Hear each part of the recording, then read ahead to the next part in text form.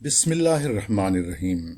یہ 1946 کا سال تھا۔ آسٹریلوی بیرسٹر رونالڈ بیرل اور برطانوی سائنسداں لینسلٹ ویئر کو دنیا کے ذہین ترین لوگوں کی سوسائٹی بنانے کا انوکھا خیال آیا، جس میں شامل ہونے کا معیار صرف اور صرف بلند ترین آئی کیو تھا۔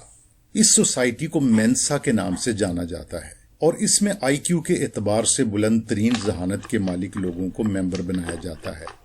اس وقت دنیا بھر کے 100 ممالک میں مینسا کے 1,34,000 سے زائد ممبر ہیں، جن میں پاکستان بھی شامل ہے۔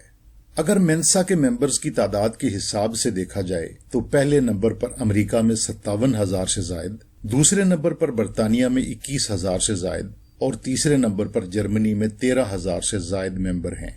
مینسا کے ممبرز میں 2 سال کے بچوں سے لے کر 100 سال سے زیادہ عمر کے مرد و خواتین شامل رہے ہیں۔ گزشتہ سال برطانیہ میں رہائش پذیر 3 سالہ ملائیشین بچے محمد حارث ناظم نے مینسا کا کم عمر ترین موجودہ ممبر ہونے کا اعزاز حاصل کر لیا۔ مینسا کا ممبر بننے کے لیے منظور شدہ آئی کیو ٹیسٹ میں ایک خاص سکور حاصل کرنا ہوتا ہے۔ مینسا کی شاخ پاکستان میں بھی موجود ہے۔ بعض اعداد و شمار کے مطابق پاکستان میں مینسا کے تقریباً 300 ممبر ہیں۔ ان میں بچے بھی شامل ہیں۔ تو کیوں نہ آپ بھی بچے کی ذہانت آزمائیں؟